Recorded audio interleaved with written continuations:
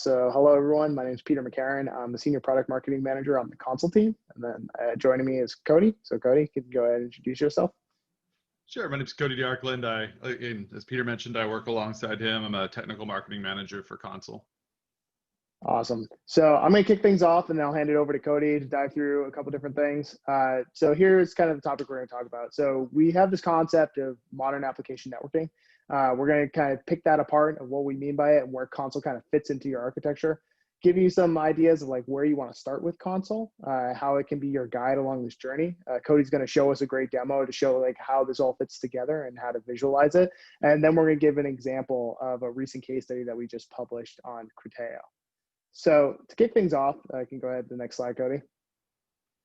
So why do enterprise care about concepts like service mesh, security, infrastructure? Like the thing that we've noticed is that there's kind of this buzzword soup that happens when people are talking about these terms, and there's a lot of material out there and a lot of information as far as like why you want to have these things. And really what it comes down to, and if you want to go to the next slide here, is that it's really about the application.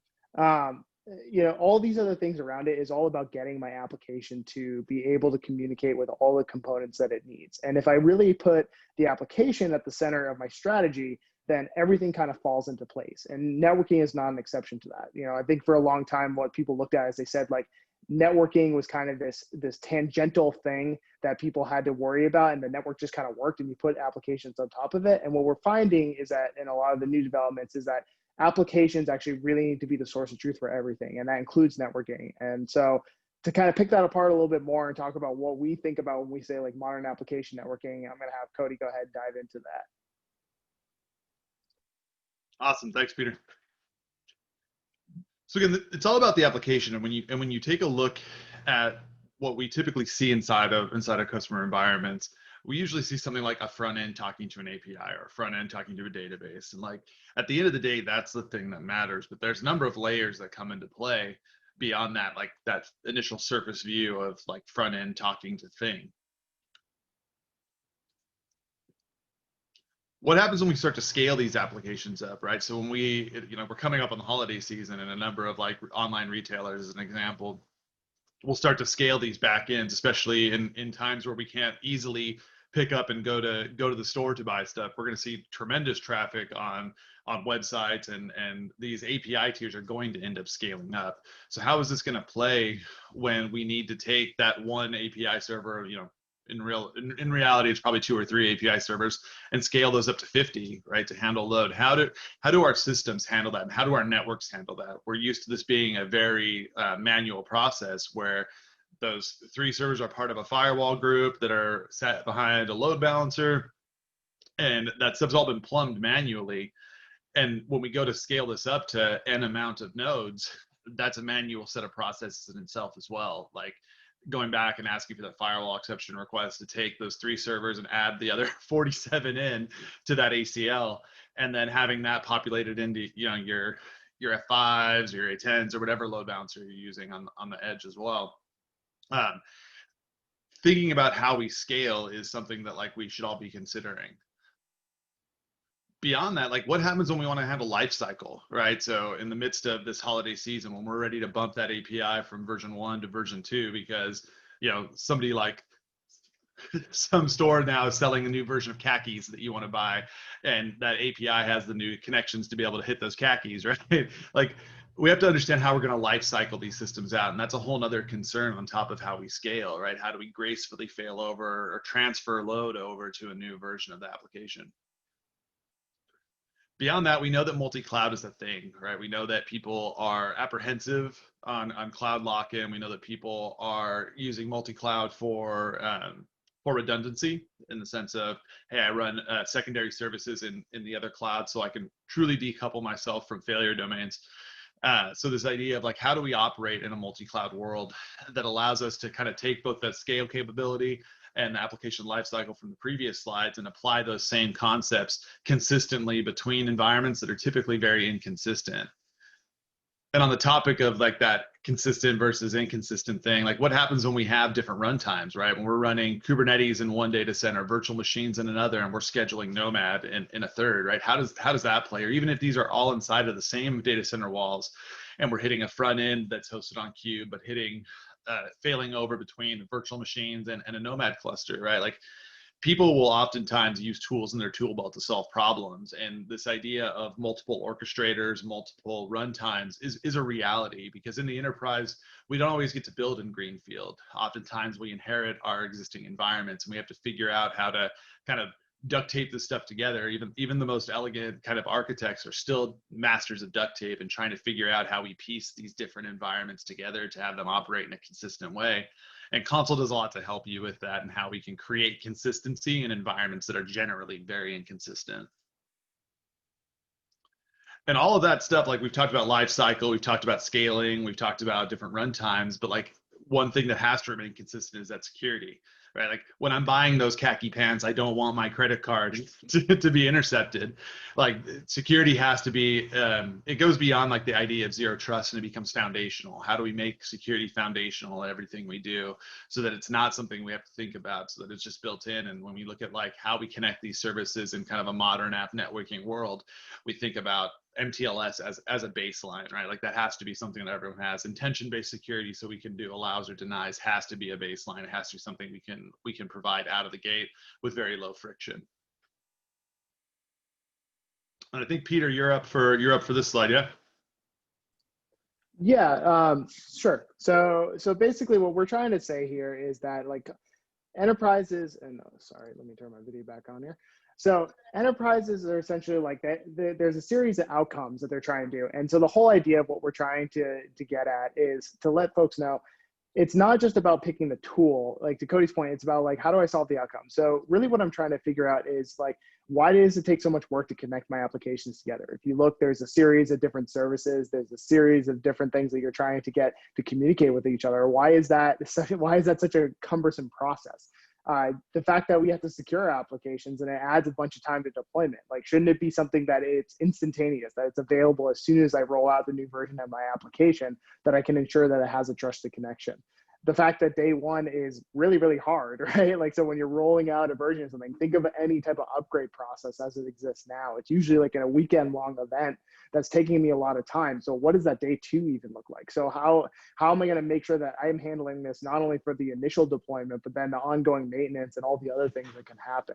And the problem is, like, I don't want to have to start over and build from greenfield. Like, I want to be able to essentially say, like, let me have my journey that I'm following along. And as I incorporate new technologies and I incorporate new things into it, I want to make sure that I don't have to start from scratch every single time. You know, the next slide here.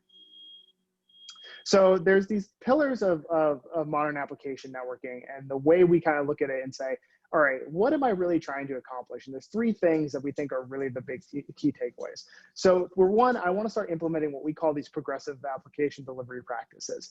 This is a term that James Redmond over at RedMonk has thrown around, or James Governor, I'm sorry.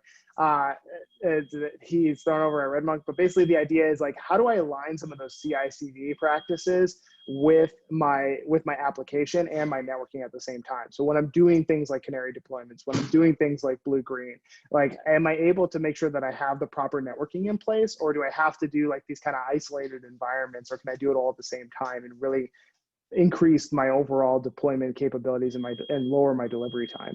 The other part is that zero trust application networking. You know, cloud is great, but at the same time, it introduces all of these new complexities and all these new challenges that folks just are not used to seeing. So I need to make sure that all my services are, one, able to communicate, but doing so in a way that the traffic between them is encrypted.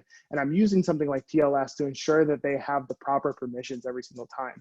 You know, one of the things about microservice architectures is they're fantastic, but now I have all these different points of entry that could be considered a problem in the future if someone were to gain access to it and then somehow gain access to the entire network. And the other piece is that, like I said, it's sprawling. So we need to have this service level observability. It's no longer good enough to be able to say, all right, well, I know that my network is up and I know things are working properly, but if like one of my applications is not reachable, well, then it must be a network issue. The thing about when you transition to more of a microservice architecture is there's more things that can go wrong. It's like candidly, like it's, I look at it, my dad used to say like this idea of like, the fancier the car, the more things that can break. And that's the idea, is that you can have this really powerful engine and this really powerful tool, but there's kind of these little pieces that may end up having these interruptions. So wouldn't it be better if I could look at it at the service layer and say, okay, I see where that request was denied. I see where I'm having a latency issue, and I can actually fix that instead of trying to troubleshoot the entire thing. So all of this sounds great. I think, oh, next slide, but how do I get started? And I know you're all thinking we're on a Consul webinar, so we're going to talk about Consul. We are, but the idea is like, where do you start with Consul? It's not just like download the binary and it magically solves all these things for you, right? So the idea is that we need to be able to get started somewhere on this journey. And for us, we really considered the start of this to be service discovery. The main thing you want to do as you're moving to this new kind of dynamic environment is you want to just have this good understanding of where all your services are. Modern application networking starts with being able to say, I have a very dynamic way to be able to locate my services and determine whether or not they're reachable. So if you look at the past, I probably had like one application in a fixed location, right? I had an IP that was dedicated for that application. I knew what ports were open. I knew how to be able to reach it. And if there was a problem, I knew where to look. What we're running into now is we're saying, okay, well, as Cody mentioned, I may have multiple front ends. I may have multiple APIs. I may have multiple databases that I'm trying to reach. And I need to know where all those things are. And I should have a tool that can tell me in real time whether or not that service is reachable. I shouldn't have to basically rely on an IP table on an Excel sheet somewhere to say, okay, this is where I'm supposed to reach out to, and I should know that this is available. I should have just a single tool where I can just run a command and it'll tell me where my services are. And if you go to the next slide here, that's what Consul is essentially doing for you. It's becoming this centralized catalog that's going to allow you to be able to pull application data in a very dynamic way and provide those real-time health checks. What's going to happen is that when you register services with Consul, it's going to keep a catalog of all those things. So now me as an operator, when I go in and I say, okay, I need to know where service B is, or I need to know where version 2 of my front end is, or version 2 of my API is, as long as we've registered it with Consul, I can have real-time information on that. And then before I establish a connection between, say, my front end and my API, I can actually check the health of that and say, okay, is that service actually reachable? And if I log into like either like Consul's tool, or if I use some of the other APM solutions that we integrate with, I can actually see, okay, these services are reachable, they're available, I know that everything is working, and I can set up alerts if something goes wrong, I know right away, and I can minimize that outage time. Go to the next slide here. So the benefit of this is that this provides the foundation for me to use the other use cases that we have with Consul and some of the other cool things that I can do. There's kind of these dual approaches of things, and I think depending on the complexity of the environment and depending on where you're trying to go as an organization, it's going to kind of dictate which path you follow, but there's no reason that you can't kind of incorporate both of these. The first one we talk about is this idea of network infrastructure automation. And the whole idea of network infrastructure automation is that, okay, think about all the networking tasks that go into an operator's day that they're fielding tickets for. Things like updating their load balancers, things like opening ports for firewall rules, making all types of changes. And so if we look at like kind of the common thread that is a challenge for a lot of these organizations, they say that this process is taking longer and longer and longer because my network is getting more and more complex. So now if I have to register a new service, by the time I actually have the code ready to when it's going to be able to receive traffic, it can take something like weeks. And that's just not acceptable if I have these really dynamic environments that I'm capable of spinning up infrastructure with the click of a button or by running a terraform apply, right? Like I have this capability that I want to be able to do this all really, really fast so I can continuously develop these things. But I need to make sure that my network follows along suit. And so NIA, the whole idea is taking your existing infrastructure and optimizing it for this environment. So Consul has integrations where we can essentially say, like, I have a big IP load balancer, and I want to make sure that that member pool is updated with any new services or any new changes that I add to that environment. So let's say I register a new service with Consul, I deploy it, it's going to say, okay, I see this new service, it's available, and I'm going to add it to my catalog, and I'm going to push to this tool called AS3, which is then going to update the member pool of my big IP. Same thing that if it removes a service, if I get rid of something, Consul is going to update its catalog. That catalog, when it gets pushed to that AS3 integration, is going to say, oh, wait a minute, this service is no longer there. We can go ahead and remove it from the member pool. And that's going to allow me to reduce the time that my operators are having to sit on the dashboard and actually do these things themselves. It really helps with that kind of day two operations that we mentioned earlier. The next piece is moving into more of this like service mesh architecture. And really what this is helping do is accomplish a lot of those pillars that we talked about. So getting things like automated TLS, like right out of the box. And being able to align my delivery of my application to have the right networking protocol. So if I'm doing a canary deployment, I can actually roll out a V2 of my application that only receives 5% of the traffic immediately, right away. I don't have to do any additional configurations or anything like that. It's just a service definition that I add. And there's a lot of cool things that we can do with service mesh. And I know Cody's going to touch on that a little bit in his demo, so I won't spoil too much. Can go ahead to the next slide, Cody. And so all of this together, and this slide is very purposeful. There's a lot on here. It's very complex. And that's kind of the idea, is we're trying to show people that networks, and especially when you have these kind of big spread out environments that may span multiple clouds, that may have some on-premise infrastructure still, it gets complex. And that's okay, because what I have in the middle here is I have Consul as my control plane that can essentially help me manage the complexity of this broad network. If you look at what this, to break it down kind of what you're really looking for, is this is the end result of what we see Consul being able to do for organizations. I have a primary data center in one cloud where I'm running my applications. I have a couple secondary data centers that are maybe being used for failover, or maybe because I'm in a geographic region that doesn't support my primary cloud. I have my on-premise data centers. Maybe I'm still using some network infrastructure like an F5. But what I'm doing is I'm allowing my clients or my applications or whatever incoming requests to be facilitated through that control plane and ensuring that I have visibility across the entire network. So that's what you're really looking at here, is that I've deployed Consul in such a way that I have this very, very centralized workflow, and that I can apply my networking policies in a uniform way across each of these environments. So that's kind of a high level thought leadership piece of this. And now what I'm going to do is I can turn it over to Cody, who's going to actually walk through the demo of what does this whole look like when you're going to do this. Oh, I'm sorry. I forgot. I'm going over the, Cody, if you don't mind just going through the overview of Consul before you start your demo. Oh, was stuck on mute there. Sure, absolutely. So before we jump into the demo, just kind of hitting a high level of like some of the things that Consul is solving. Like Peter's gone through and talked about a lot of like the capabilities of Consul, but kind of a summary phrase for what Consul is really all about is taking these like very static environments and helping them become more dynamic, right? Like, a huge part of why people moved into public cloud is the idea of being able to consume things in a more dynamic way. And Consul gives you a consistent way to achieve that kind of dynamic configuration across all of these environments, whether it's private cloud, public cloud, whatnot.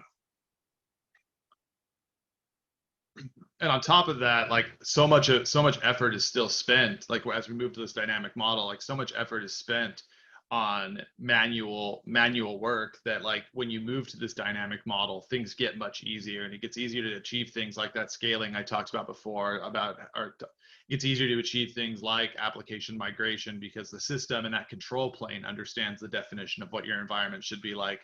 It's not a set of rules sitting in an Excel spreadsheet or a flow chart that shows connectivity. It's the system and this control plane understanding, hey, I need to take communication that's supposed to go to system B and split it between C and D, or I need that B to become the definition of C and D as an example, or B is actually 12 Bs, and the control plane understands how to scale that up. We've talked a lot about what Consul is. I don't necessarily think we need to go through and explain out everything on this slide. There's a number of legs to what Consul does. We have this baseline service discovery concept that discovers these services as they come up, provides a very easy to use DNS interface so that you can actually have your applications consume you consume Consul as a DNS service, and Consul will respond back with available services based on health check. So if a health check starts to fail, it'll remove one out of the pool, add it back in. Peter touched on the network infrastructure automation, and then also the service mesh capability, which will be front and center in the demo I'm going to show here in just a moment. Those are the use cases that I just talked through a moment ago, and we're ready to jump into the demo. So give me 1 second to swap things around here.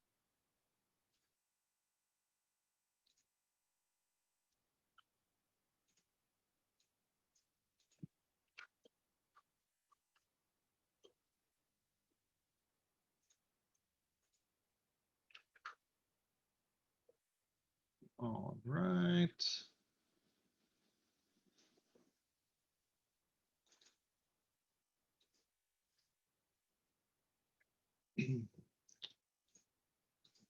All right, we should be looking at console now. If anybody does not see that, please yell at me or send a message so I can fix that. But we're currently looking at the virtual machine side of my environment. And this is a console cluster that lives inside of my personal lab at home. And I use this for a lot of my demos. So in kind of the story of console world, this is what we consider kind of the central control plane aspect of console. So this is my primary data center. We can see a couple of things are in here. I've got console register, which automatically registers when it comes up. And if we go into console, we can see console runs its own baseline health checks. The very foundational concept of console is the idea of a health check, right? So how do we tell if a service is up? We can do just simple telling console it's always up, but it's more intelligent to say, hey, are you resolving, is a port open? Can I do a TCP check on port 80 to make sure that it's up? Well, why would we do that on port 80? Let's do an HTTP check and check for a path and make sure we're getting a resolution back. And we can see that example here in my this is actually my NAS. So it's my little Synology NAS on my desktop.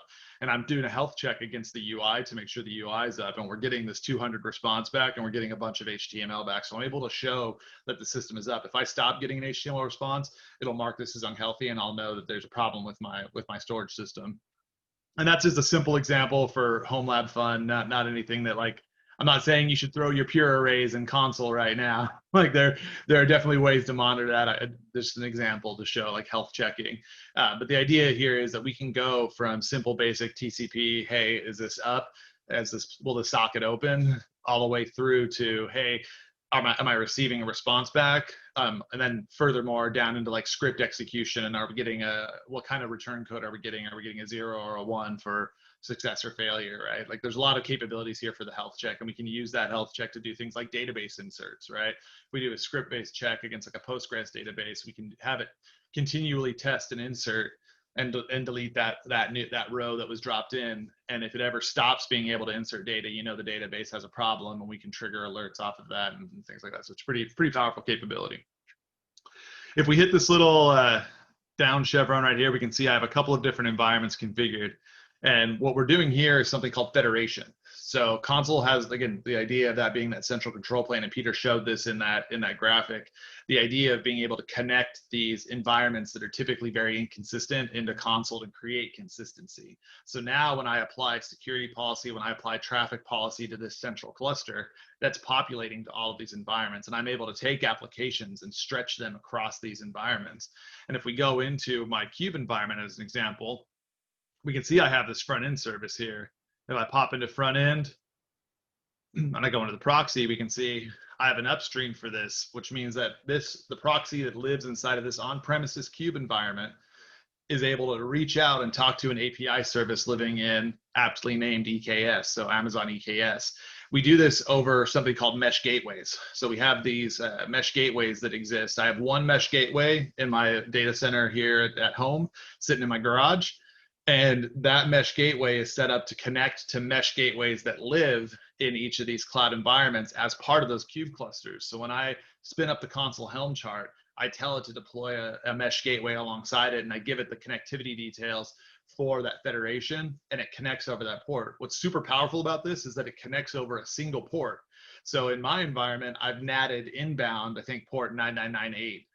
So inbound comes into my personal data center as 9998, and I'm able to encrypt MTLS traffic between these environments and pass traffic between them. So it's a very powerful way to connect environments. I don't have VPN running. I don't have complex peering set up between these environments. It's simple TCP connectivity between these locations. There are benefits to having VPN. I'm not saying that console replaces a VPN by any means. Like a lot of what you get from an express route or a DX, which is different than VPN, but like a lot of what you get from those is service level guarantees and the ability to ensure that you're getting good connectivity between those environments. But what we've done here is make it so connectivity isn't the barrier, right? We can get you set up and have secure, consistent communication between these environments fairly straightforwardly. So speeding up a little bit, if we go through, we can see I have, again, that EKS environment. If I switch over to EKS, Go back to root here, we'll see the API service. If I go into instances, I can see I'm going to talk to a database in GKE. I want to highlight, this is not good architecture. Like, I am stretching a logical application between 3 data centers. It's not the right thing to do. It's more meant to demonstrate the ability to very easily connect these environments together via federation. I would never advocate for taking your front end, having it live on-prem, connecting to an API in one cloud and then a database in another cloud. Let's make good architecture choices and co-locate when possible. But I think the real power here is showing that I have an ability to very easily fail over between these locations. And that is a real concern. Like, I'd rather be able to hit a database at very high latency and have it not be the best architecture than completely fail because I lost a database in, like, AWS had an outage and I lost access to RDS. I'd love to be able to fail over to a pod running in GKE and have it connect to that database as a backup, right? So, like, think of this more in the light of failure domains and how we can move traffic when we need to, less about keeping it there for like functionality's sake.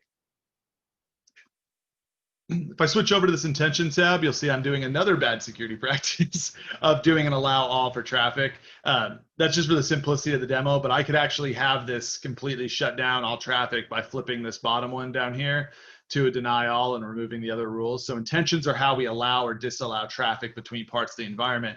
And what's really interesting about intentions to me is that they're identity based, right? So we're getting away from this concept of a web front end is IP address .11.12.13 and .14, and we're just saying that, hey, when this service registers, it is a front end service. I don't care what the IP is, it's a front end service. Group them all together accordingly and allow a console to manage the allow or disallow of traffic between those identities.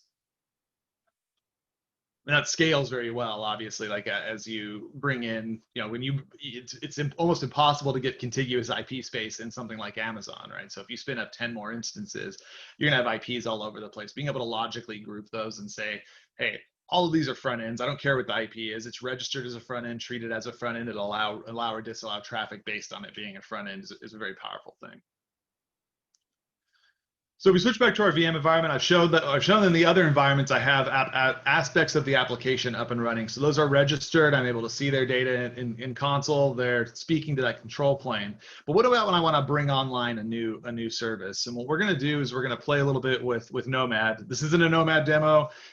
2 seconds on Nomad. Nomad is an orchestration tool. It's meant to live inside a data center as a way to get things running. So I can schedule static binaries. I can schedule containers.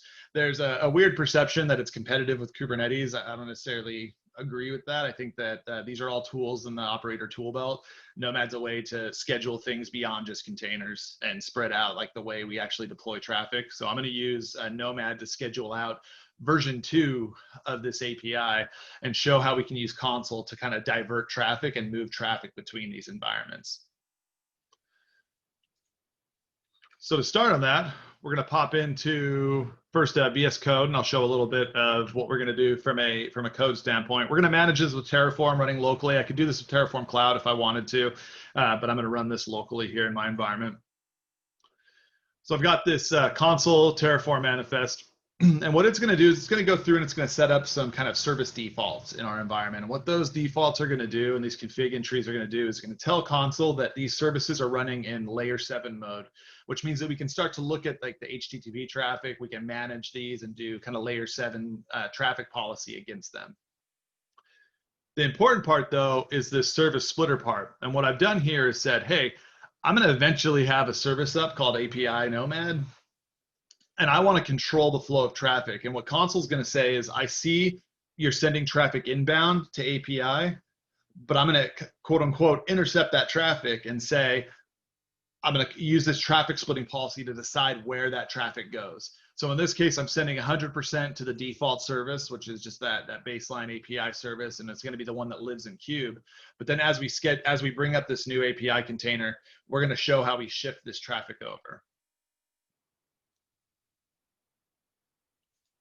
So we'll switch over to the command line view. Actually, I had this running. I was testing before the call, so that's no fun. So let's remove the existing configurations. Awesome. Clear that out. So if I do this loop, we should get a bunch of error messages showing, hey, we're not happy. Connectivity is not there. This is because, one, I had an ingress gateway set up that was allowing traffic to come inbound. It's not up and running. I had traffic policy set up to split traffic. Those aren't in place. So basically, we have nothing as far as ways to get into this environment configured. And if we switch back into the console's UI real quick, we go to the services view, switch over to the cube cluster. We look at this ingress gateway, we can see there is no upstreams for this ingress gateway right now. So what I'm going to do is I'm going to go ahead and cancel that curl. I'm going to go ahead and do my first terraform apply. Let's make this much easier since we're going to use this a bunch of times. So we'll do a terraform apply auto approve. That's completed now, so I'm going to go ahead and loop curl that again. So we're hitting our version 2 of our API. Things appear to be healthy. If I wanted to go in and hit this in my browser, I can show that it's up and running. If I want to come in and hit the actual application through the ingress gateway, we can see that I'm able to actually hit the application. Things are alive, database and API are working. If I go in and hit this, we can see Postgres database on GKE. Life is good. So let's go ahead and make life more confusing by bringing in version 2 of the app. And the story here is like, when we want to bring in new versions of applications, we're used to this idea being a kind of a cutover process. We bring up the new version, we call the network team, say, hey, I have a new version of the app up. I want to change the DNS pointers, or I want to add this to the load balancer. And it's a very manual effort. But if we can treat this as a policy and a traffic policy, we can make this a more graceful failover. We can control the flow of this river, if you will, to send that river where we need it to go. Let's go ahead and pop back into VSCode so I can show you what's happening next. I have a series of job files in here. And the one we're going to look at today is this API job file. We're actually going to apply a bunch of job files. It's going to spin up a bunch of containers in here. But the one that we really care the most about is this API one. We're going to bring up an API container in Nomad. It's going to register a service called API running on port 5000. We're going to set an upstream for the database. And Consul understands that what DB actually means. We have some update parameters. So Nomad has some cool tricks around how we lifecycle apps. Again, that's not this session, but definitely if you're into app lifecycle and how you can do like the progressive delivery of the running state of an app, definitely check out Nomad and the update stanza. Got some bad security practicing around setting environment variables. I just haven't integrated this as Vault yet, so that's life. But then I have this image down here that I've set for version or beta 2 of my API. So what I'm going to do is I'm going to switch back into the command line. We're going to go ahead and back out, and we'll go into Nomad. And we'll go ahead and apply this run. So see, I brought up a bunch of containers. We go into Nomad, we'll see everything's running now. These are all coming up. Super cool things about Nomad. You can dive in and actually look at how those are being scheduled out and get a very like visual aspect of how you're actually connecting these services. If I go in, I can hit logs on each one of these services if I want to as well. So there's a lot of capabilities around being able to dig into details around how these services are running. This one just hasn't grabbed yet. It's still coming up. So these services are up and running now. You can see I've got a bunch of stuff in here. I got a database, I've got a Jenkins server. So like these are a bunch of different aspects of the services. If I go back and look at our traffic view, that loop curl that I had going, we can see nothing's changed there. Let's go ahead and start playing with some of these configurations. Let's back out. We'll go back into the console one. And we're going to jump into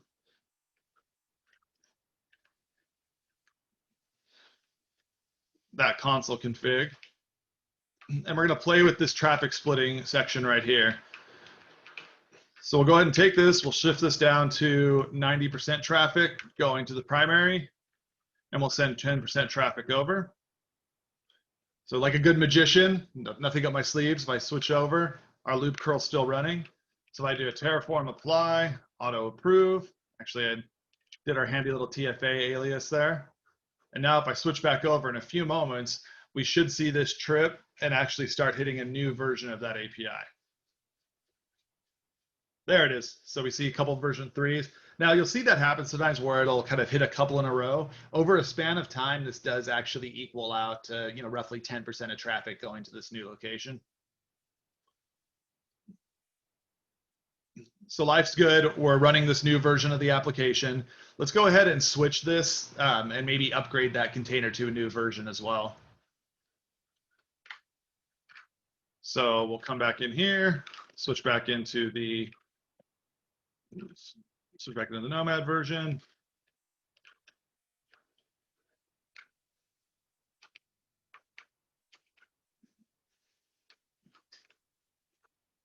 We'll just go crazy and go 7 versions up.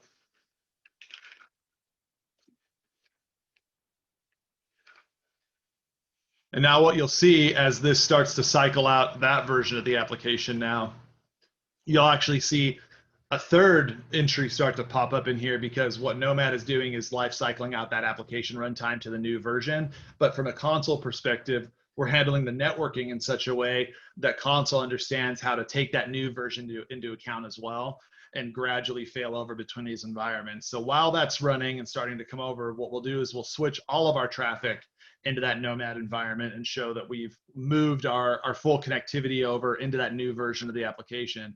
And you can think of this in the context of how this would be happening kind of live in the data center, as you're gradually like accepting new users. We're seeing those khaki pants orders come through, and we're seeing people start to purchase them. We're seeing that the API is responding well. We're not seeing errors. We've got monitoring up. We're watching our Grafana dashboards and making sure that nothing's blowing up as this new API is being hit. So we want to crank that volume up and start to move more traffic over into that other area. So let's go into the console directory, and we'll go and we'll switch. We'll be super aggressive, and we'll switch this around and go 90-10.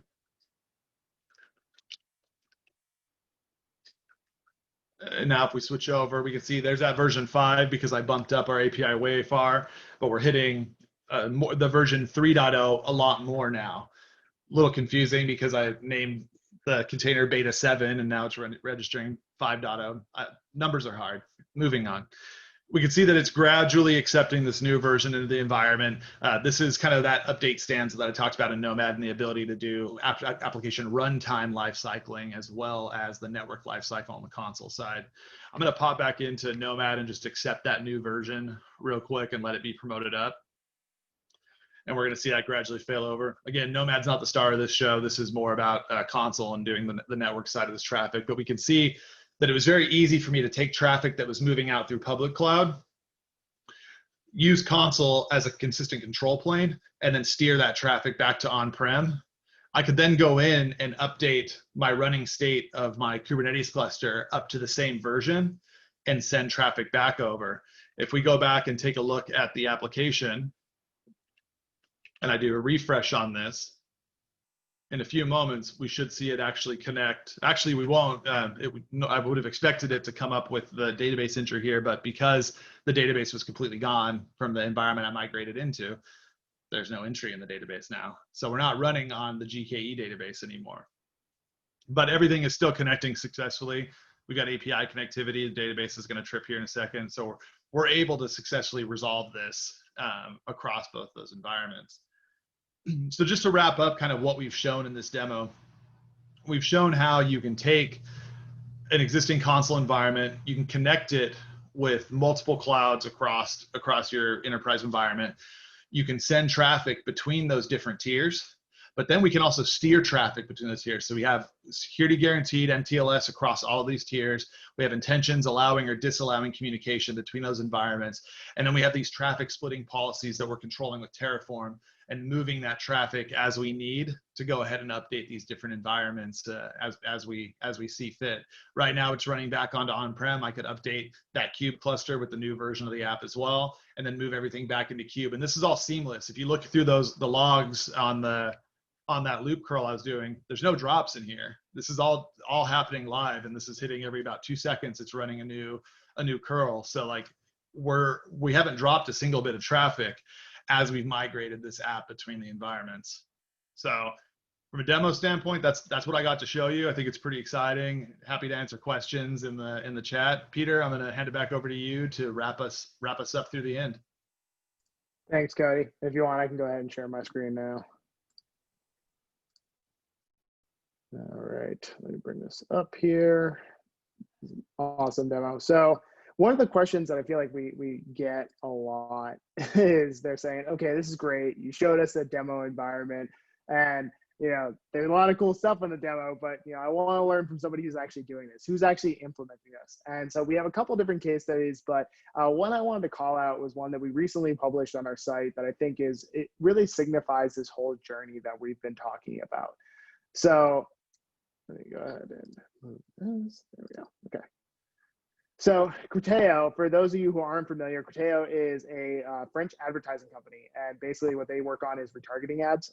So the way that they operate is that they are hired by different firms to essentially re-platform and retarget their ads for different users across the internet. This is a really cool thing because the way that these work is that they're basically having to bid on these spots in order to be able to get them for their customers. So this is really really that their services are really, really moving very quickly, that they have a really broad footprint, because the idea is if they are going to win these auctions, they have to be very, very rapid. So the idea of having kind of a slow process for updating their services or for adding additional services to be able to bid on additional auctions is not really something that's going to work with their business model. So they were looking for a different solution of how do we actually get faster on this? And they were doing a lot with bare metal. They were doing a lot of things with manual processes, and they were saying, okay, what tool can we use instead? So they opted for Consul. And just to give you an idea of the scale of this, and this is where I think that this is a super, super cool case study. They're running over 4,000 mission critical services. So they have these are unique services. There's actually 260,000 total services of what they're doing from a general instance type.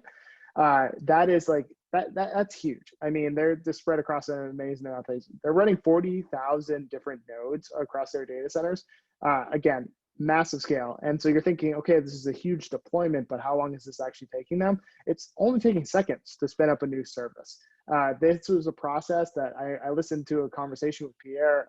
Him and I were talking about this, and he said that this was a process that if they were adding a new service to their environment, that it could potentially take them up to 3 weeks because of all the different updates and manual steps that they had to walk through. Now when they introduced Consul into it, they said it's a matter of seconds. They deploy a new service, just like Cody did on his demo, and essentially it's automatically registered with their environment, and it's instantly discoverable to all their other services. That has been fantastic. And where this really became critical for them is that as they started to migrate over into more containers and more microservice architectures, they were actually able to save a ton of money instead of adding new service. The way that they previously had architected things, they were essentially doing one service per server, right? It didn't make sense. It's not a really optimal way. And what they were able to do by moving to a microservice architecture is they could look at the resource allocation, say, okay, we have this resource that's very CPU intensive, and this one that has a lot of memory requirement, but we can actually run them both in the same data center because they are asking for different resources. So we can optimize how we're actually using our current environments instead of having to rack a new server every time we want to have a new service. And that saved them millions of dollars. They said it was absolutely critical for what they were trying to do.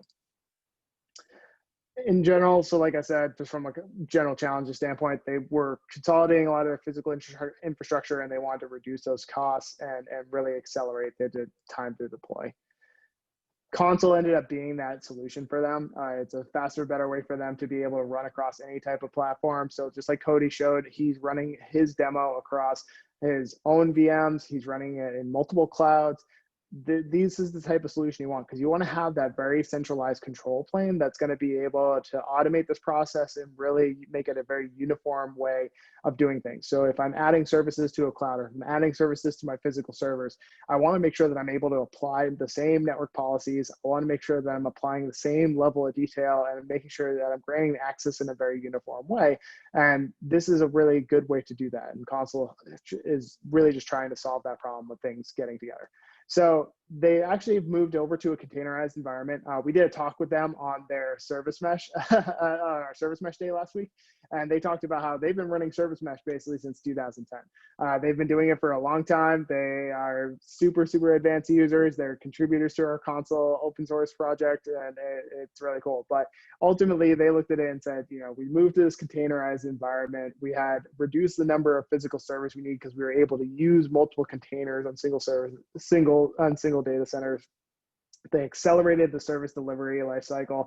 So again, going from 4 hours just to register a new service to a matter of minutes, this is just accelerated their capabilities much, much faster, and so they can win more auctions. They can provide a better service delivery time to their customers. And the other part of this too, which I think is often overlooked, is Pierre mentioned that this was a super, super manual process previously.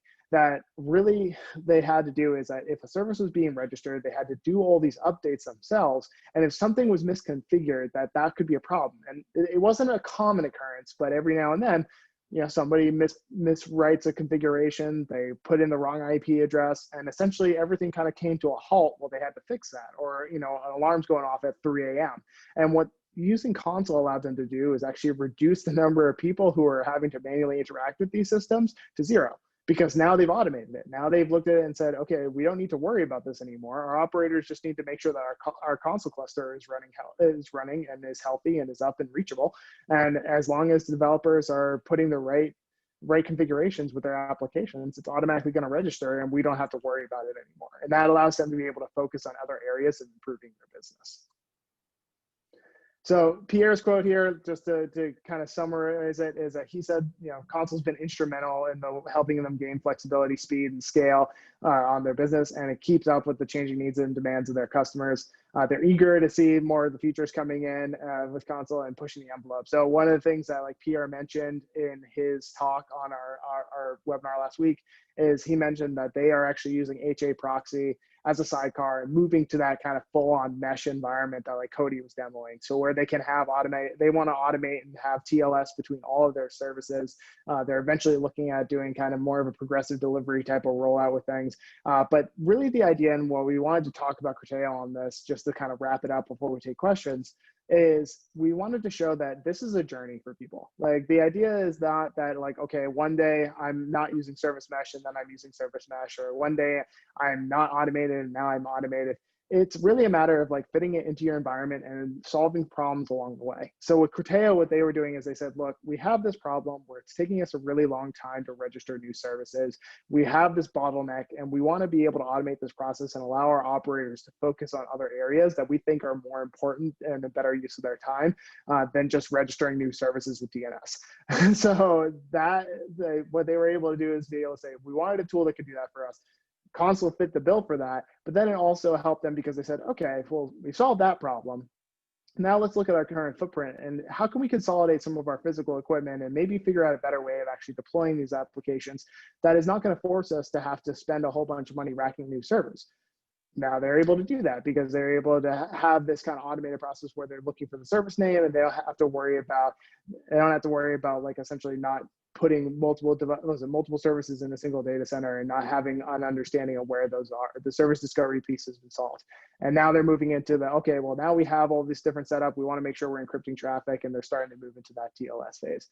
I recommend checking out Pierre's talk. We'll have it up on our website shortly. He's also done some stuff on HashiCorp, and they've written a number of blogs about this, but definitely recommend giving it a read if you're interested in hearing more about their use case. And with that, I think we can open it up for questions. I'm going to jump in on there's one that just came through that I figured it's easier to answer live. And the question was, do you have advice on managing, coordinating canary deployments in Nomad with traffic splitting in Consul? Do you pick one approach or the other, or another for normal deployments? Do you use them together? Are they different use cases? I think they're different chapters of the same book, right? I think that the book title is Delivery and Lifecycle. And I think that Consul is the networking chapter of that, and Nomad is the runtime chapter of that book. And I think that there are times where you want to life cycle the network connectivity independent the application runtime, and there are times where you want to life cycle the runtime independently. But then, like in the demo I showed, I was doing them at the same time, right? Because I think that like there are definitely times when I was an operator, when I was doing this in the enterprise, there was definitely times where I would take my primary DC and I'd move traffic to the secondary so I could work in the primary. And if I can use like something like Terraform to orchestrate that entire migration process, more power to it. I think the canary deployment aspect comes in when you want to bump to a new version. So when I play this out I filed an RFC and I'm getting ready to implement a change hat, I think of it as app teams come to me and said, hey, we have a new version of binary we want to run. Let's get this up and running. I bring that up in Nomad in my secondary environment via the canary deployment, but then I also apply a traffic policy to send a little bit more traffic over to that environment so that I can validate quickly or validate over a long period of time. Maybe I only send 5% of traffic. You know, I jumped into 10 and then immediately flipped over to 90. Maybe this is a more progressive approach. And if I'm bringing up that new version, everything starts to look good. I start to promote that canary deployment up and I let it replace into that secondary data center. If you think about the math of this, if I'm running 3 instances of my API tier in my secondary location and I bring up a canary deployment, what's going to end up happening is Consul's going to round robin through that service. So roughly 25% of the time, we're going to hit that canary deployment since there's now 4 services up and running. When I hit promote on that, so going back, math is getting confusing here. So I've got 3 instances of API. I'm hitting the 4th 25% of the time, and I've got an overall network traffic policy sending 10% of traffic to that location. If everything's looking good on that small bit of traffic hitting that number 4, I'm going to bump that traffic shaping up to 50-50 and send more traffic to secondary location so that every 1 in 4 times is happening much more often. I might then promote that canary up and say, everything looks good. Let it replace in the secondary data center. So now I'm truly hitting a 50-50. I would then probably fail all traffic over to secondary data center. So everything's running there and essentially perform the exact same process in the primary location now. Bump version up and run through that process. And like, it sounds complicated to do out loud and like step through like vocally like that. But if you look at how I was doing it in the Terraform and how I was modifying those configs and reapplying them, like you could take that full process and achieve it in a very short period of time in a very controlled way. And the most important part of that is the rollback aspect. If things go sideways, I switch that 90-10 back to 100-0 and the whole thing is backed out, or I destroy it and it all goes back to how it was before. We're talking seconds of outage instead of hours of like testing, figuring out, waiting for DNS to repropagate, waiting for time to lives to expire, praying and hoping that nothing else breaks along the way. So I think that, long story short, I think they're different chapters of the same book. Sometimes you read those chapters back to back. Sometimes you pick a book up and read one chapter and come back to it later. It's 6 in one, half dozen in the other. Awesome. Hey, while we had you off mute, Cody, I think you raised a good point. We didn't touch on ACLs at all on this, and I think that's a really good thing to cover because we talked about controlling and zero trust. Yeah. So we didn't touch on it in the demo, and unfortunately, I'm not in the spot where I can just like pop back in and bring it back up. ACLs are a capability of Consul that allow you to assign specific policy to the operation of Consul. So Peter and I are on the same team, but maybe because I'm the bigger nerd, like I own the cluster, and I designate Peter has access to a slice of this cluster. So I've carved him off a section of like a namespace, which is an enterprise feature that allows you to break Consul up into multiple tenants. And maybe I assign Peter the Peter namespace. And with that namespace, I set up a policy that says Peter can register services. He can write to the KV store. He can't manage operator procedures like upgrades and stuff like that, but he can register whatever he wants and store whatever he wants in the key value store. I apply that policy to the ACL engine. The ACL will give him a token that allows him to authenticate against Consul to perform those tasks. Those tokens are also used for service registration. So if he's going to register service, it's going to need that token to register. It also has the ability to tie into single sign-on, which is another enterprise capability. And what a single sign-on will do is when Peter logs in with Peter at HashiCorp, it'll kick him that, or in the back end, it'll create that ACL token for him and assume that role to his identity. So ACLs are a way to kind of enforce security inside of Consul. Work very similar to ACLs in some of our other products. You can automate this with Vault. So like if you wanted Vault to automatically issue these for you, you can do that, and Vault will automate that in a very secure way. That's like kind of the broad strokes on ACL. Sorry, we skipped over it. To answer to specifically touch on the question though, the question was about when you have like, is a default a deny from connectivity applied by default? If ACLs are enabled by default, yes, you can turn off that behavior. So you could say a bootstrap ACLs with default deny disabled. Most likely, if you're going for a secure approach, you're going to leave that default deny enabled so that it restricts traffic. And then as services register, you enable them or allow or disallow traffic as needed. Yeah, I think that's a really important point, is that if you are going to be doing this in an area that you really care about control and you really care about the access that's going to be going in, you probably want to leave default deny on, and then just like control your intentions based on who's going to actually need access to it, but not necessarily open it up to everything. But if you're just doing it in a test environment, then yeah, you can go crazy. All right. Any other questions out there?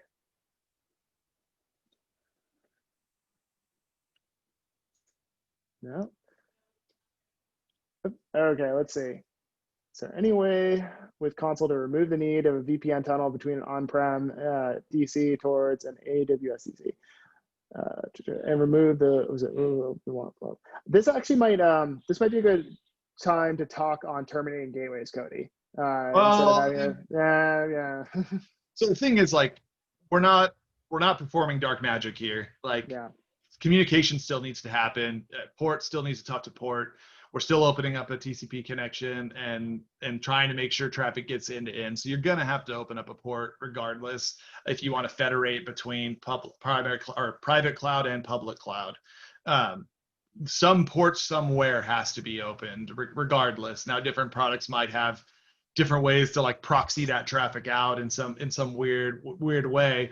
But at the end of the day, like the right way to go is to open a single port, apply all of your WAF policies, apply all of your like traffic to that port, that address that's been exposed, and allow it to connect outbound. Unfortunately, like that is the TCP stack. We need connectivity between 2 points to send data. So we could definitely remove the need of a VPN. Like the first half of that question is very easy to solve. Like mesh gateways very much allow you to operate without a VPN if you see fit. But even with a VPN, still going to need a port, still going to need that connectivity between those locations. Yeah, I think the general idea here more is what we want to focus on is that if you can use things like mesh gateways or terminating gateways, like you can reduce the blast radius of like what you're exposing. And that's kind of the key, is that like if I know that one port is going to be open, I can monitor that one port. I can say, okay, how do I protect like the information coming in and out of that, as opposed to like saying, how do I just completely air gap this off? Which was a big change from Consul, but before Consul 1.8, where all of these, like if you had before 1.8, if you had like 4 servers in each location, all of those servers needed to be able to talk to each other over quorum. So like you had multiple ports open external ports open and external connectivity needed. Whereas now we send it all over the mesh gateways largely for security, and that's encrypted. The mesh gateways don't decrypt traffic; they just pass traffic through. So like that stays encrypted. I mean, opening the port is a safe thing and the right thing to do. This Consul is going to control security of traffic coming in and out, and it's encrypted anyways. So. Yeah, that's a really good point. The encryption piece is, if they get it, it's already protected. All right, Allie, I think we're at the top of the hour here. Did we want to see if doesn't look like we had any other open questions. Yeah, if anyone wants to ask questions, there's the Q&A box in the bottom bar. You'll see it's more on the right side, but then also you can ask questions in the chat as well. We're at the top of the hour. We'll give everyone maybe another minute or two, if that's okay with you, Peter and Cody. Yeah, we can leave this open for another minute. One of the things that I will say, like if you are looking to get started, I know Cody dropped in his code for trying things out. I do also recommend checking out our learning guides. We've added a lot of new materials on learn.hashicorp.com/console. So if you are looking to get started and you want to get, kind of try this out for yourself, highly recommend going and checking out those guides. It's going to be a really good way to help you get started.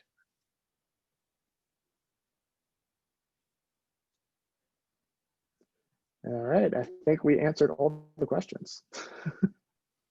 Yeah, you guys were on it. 8 down, cool. We have one more sneak in. So asking if there's a way to configure intentions using a GitOps approach like in Kubernetes. Totally. So what I would say is look at Terraform Cloud.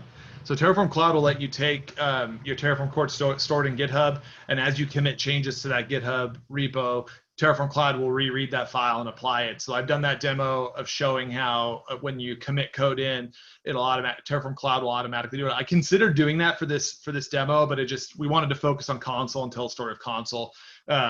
So like it was a little bit of a different path, but Terraform Cloud, and especially for on-prem now with the private runner and the private networking agent that was released, you can actually run Terraform Cloud for Business against on-prem, and you can do all of that intention work there. And what's really powerful about that is you get to use the kind of GitHub issues engine then as your way of like tracking changes. If Peter wants to add more capabilities to his environment, he wants to open up rules, he can open a PR against my Terraform manifest. I can check it out and say, hey, I'm not going to allow you to open up your picture server to the internet. No one needs to see all of those pictures of Britney Spears. Doesn't need to be that way.